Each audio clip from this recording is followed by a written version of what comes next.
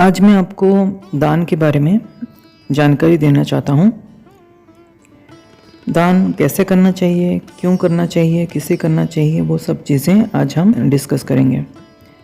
हम लोग यदि किसी को कुछ दान करते हैं तो उस दान का हमें कुछ पुण्य प्राप्त होता है। जो इंसान को हम दान करते हैं ना, तो फिर उसको जो खुशी मिलती है उसकी वजह से भी हमें कुछ पुण्य प्राप्त होता है। दान का सबसे बेहतर तरीका यही है कि जो वस्तु हम दान करना चाहते हैं उसके लिए हम संकल्प ले लिया जाए। बिना संकल्प के दान करना बेकार है। संकल्प में साफ साफ ये बताइए कि ये वस्तु किसके निमित्त दान किया जा रहा है और इसके लिए आपको क्या फल चाहिए। मान लीजिए कि आपने 2 किलो गेहूं को दान कर दिया, वो भी बिना संकल्प के, तो इससे पुण्य तो मिलेगा, लेकिन इसका फल कब मिलेगा, किसे मिलेगा, ये निश्चित नहीं है। तो हो सकता है कि ये जो दान है उसके बदले वो तुम्हें या फिर तुम्हारी पत्नी को या फिर बच्चों को इसका फल मिल जाए। अब मान लीजिए कि आपने अपने पितरों को कपड़े देने हैं, तो संकल्प करके किसी भी इंसान को कपड़े दे दीजिए। आपके पितर जिसके नाम से आपने संकल्प लिया है, वे तुरंत ही दान होते ही उनके पास कपड़े पहुंच जाते हैं और वो कपड़े पहन भी लेते हैं। जो स्त्री के कपड़े हैं वो किसी स्त्री को ही भेंट में दिए जाने चाहिए या फिर दान करने चाहिए। जो पुरुष के कपड़े हैं वो किसी पुरुष को ही भेंट पे या फिर दान में दिए जाने चाहिए। दान आप चाहें जिसे भी दे सकते हैं, ज़रूरतमंद को दान करना ज़्यादा बेहतर है। घर में कोई बीमार है, उसे ठीक करने हेतु सूर्य देव को गेहूं का दान कर रहे हैं, तो संकल्प में बोलिए कि मैं अमुक के स्वास्थ्य के लिए ये दान सूर्य को कर रहा हूँ, अमुक को जल्दी ही स्वास्थ्य लाभ हो। मतलब अपने जो भी संकल्प है उसमें रोगी या फिर जो भी इच्छा है आपको वो कर रहे हैं। जो भी इच्छा है और जो संकल्प है उसको स्पष्ट रूप से कहना है कि किसके लिए कर रहे हैं, किसको कर रहे हैं, क्या कर रहे हैं, वो सब चीज़ें आपको संकल्प में स्पष्ट रूप से कहना है। ये कहकर जब आप दान करेंगे तो वो दान सीधा सूर्य देव को प्राप्त होगा और वो उस मरीज़ को जल्दी ही स्वस्थ करेंगे। अब सूर्य देव को प्राप्त होगा, आपको किसी इंसान को ही दान करना है। मतलब संकल्प तो लिया आपने सूर्य देव के नाम से कि ये जो अन्न है या फिर गेहूं है, ये जो वस्तु है अमुक देवता को या फिर इसको प्राप्त हो जाए, लेकिन आपको वो जो दान है वो किसी इंसान को ही करना है। ठीक है, ऐसे नहीं करना है कि मंदिर में जाकर छोड़ के आ जाए या फिर कहीं पर भी ऐसे रख कर आ जाए। ऐसा करने से हो सकता है कि वो नष्ट हो जाए या फिर कुछ भी हो सकता है। वो वस्तु अगर कोई प्रयोग कर ले तो वो अच्छा होता है। दान ज़्यादातर ब्राह्मणों को किया जाता है, लेकिन आप किसी भी अन्य जाति को भी दान कर सकते हैं। इससे भी आपको दान का पूरा फल मिलेगा। अगर आपके कोई ग्रह उग्र हैं या फिर उग्रकर्मी ग्रह हैं जो आपको नुकसान पहुंचा रहे हैं, तो ऐसे में जो दान है वो मेहनतरों को करना चाहिए। मेहनतर वो लोग हैं जो सफाई करते हैं ना, हाँ, उन लोगों को आपको दान करना है। दान की गई वस्तु तुरंत दान किए गए देवी देवता को या फिर शक्ति को प्राप्त हो जाती है, वो भी ज्यों के त्यों। हमें अपने जीवन में हमेशा दान करते रहना चाहिए। खास तौर पर पितरों के निमित्त दान करते रहना चाहिए। घर की रोज़मर्रा की वस्तु, कपड़े, खाना पीना, वो सब वस्तु आप पितरों को दान स्वरूप दे सकते हैं। अब एग्ज़ाम्पल के रूप में अगर आपने कोई खाना हमेशा बना बनाया ही देना चाहिए। जब आप पितरों को कोई चीज़ दान करते हैं तो वो खाना जो है या फिर प्रसाद जो है वो बना बनाया ही देना चाहिए। यही अच्छा होता है। जैसे कि खीर पूड़ी हो गया, फल आदि दान ज़्यादा बेहतर होता है। घर में पितृदोष होने पर पितरों के निमित्त वस्तुएं, कपड़े, खाने पीने की वस्तु दान करने के पश्चात, कपड़े, खाने पीने की वस्तु दान करने पर निश्चित रूप से तुरंत लाभ प्राप्त होता है। कई लोगों के पितृ बिना कपड़ों के नंगे ही घूमते रहते हैं। ऐसे में उन्हें कपड़े दान करने पर उन्हें शांति मिलती है। कपड़े हमेशा सिले सिलाए दान करना चाहिए। बिना सिले कपड़े दान करने पर वे उन कपड़ों को नहीं पहन सकते और वो अपने पास रखे रह जाते हैं। आपको जो भी कपड़ा है वो सिला सिलाया ही दान करना चाहिए, क्योंकि ये एक नियम है कि जो भी वस्तु है वो उनके प्रयोग में जैसे लाया जा सके उसी प्रकार से उनको देना चाहिए। वैसे ही खाना मैंने बताया है, खाना बना बनाया आपको देना है। ऐसा नहीं कि चावल चीनी वगैरह वो सब अलग अलग करके दे देना है। जो साबुत रूप में दिया जाता है वो ग्रहों को दिया जाता है, लेकिन पितरों को अगर आप दान करना है तो फिर आपको बना बनाया चीज़ मतलब प्रिपेयर किया हुआ खाना या फिर कोई भी वस्त्र है वो देना चाहिए। अगर आप किसी पितर को कपड़े दान में देंगे तो फिर वो उसका प्रयोग नहीं कर पाएंगे। देवियों के लिए श्रृंगार की जो वस्तुएं हैं वो दान करना अच्छा माना जाता है।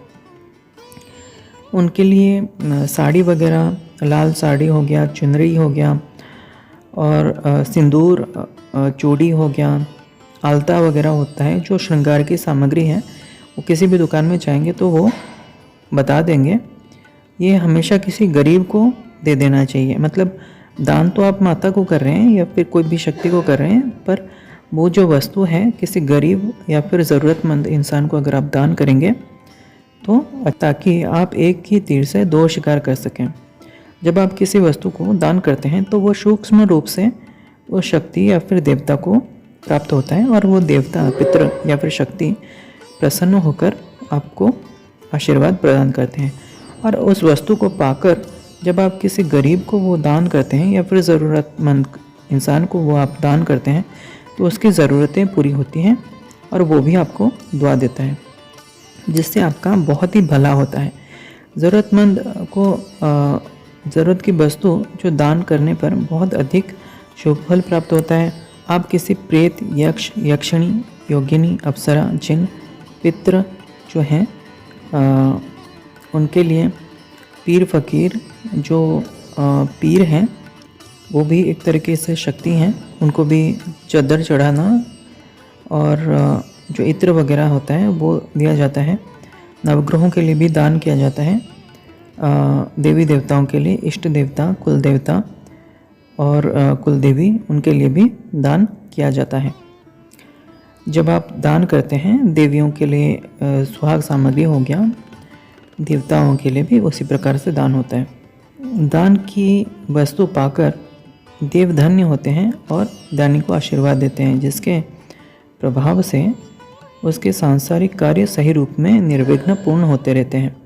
अतएव हमें सबको जब जितना हो सके उतना दान करना अवश्य करना चाहिए। आप सभी को अभी दान करने का महत्व तो समझ आ गया ही होगा। विशेष तिथि में ये दान करने पर अधिक पुण्य की प्राप्ति होती है। ज़रूरत नहीं कि आपके पास लाखों के रुपए हो तो ही आप दान कर पाएंगे। आप गुरु के पास रहकर उनकी सेवा करके भी, वो भी एक जो है सेवा है, वो भी एक प्रकार का दान है, जिसको श्रमदान भी कहते हैं। उनके आश्रम में रहकर उनकी सेवा करना, घर के कार्यों में हाथ बटाना, वो भी एक तरह की सेवा ही है। उसको भी दान की श्रेणी में लिया जाता है। गुरु को दिया हुआ दान का अनंत गुना फल प्राप्त होता है। किसी मंदिर में जाकर सेवा कर सकते हैं आप। झाड़ू लगाना या फिर साफ सफाई कर देना, वो भी दान के श्रेणी में भी है, आता है। श्रमदान अगर आप कर रहे हैं तो वो भी श्रमदान कर सकते हैं आप किसी धार्मिक अनुष्ठान में। किसी जीव को, पंछी को, मछलियों को, चींटियों को, जो चींटियाँ होती हैं उनको चीनी हो गया, शक्कर हो गया, गुड़ हो गया, आटे हो गया, वो देना या फिर पंछियों को दाना डालना, पानी देना, वो भी करके आप आसानी से पुण्य कमा सकते हैं। अब आप अलग अलग तरीके से भी दान कर सकते हैं। जैसे कि आप किसी मंदिर में अगर पंखा नहीं है तो फिर आप वहाँ पर पंखा का इंतज़ाम कर सकते हैं। अगर बहुत सारे मंदिर में बिजली नहीं है तो वहाँ पर जो भक्त जाते हैं उनको बहुत तरीके से कष्ट होता है, तो ऐसे में आप वहाँ पर पंखा का इंतज़ाम कर सकते हैं, या फिर इलेक्ट्रिसिटी जहाँ पर नहीं है वहाँ पर इलेक्ट्रिसिटी का इंतज़ाम कर सकते हैं। हिंदू धर्म में दीपदान का भी बहुत महत्व है।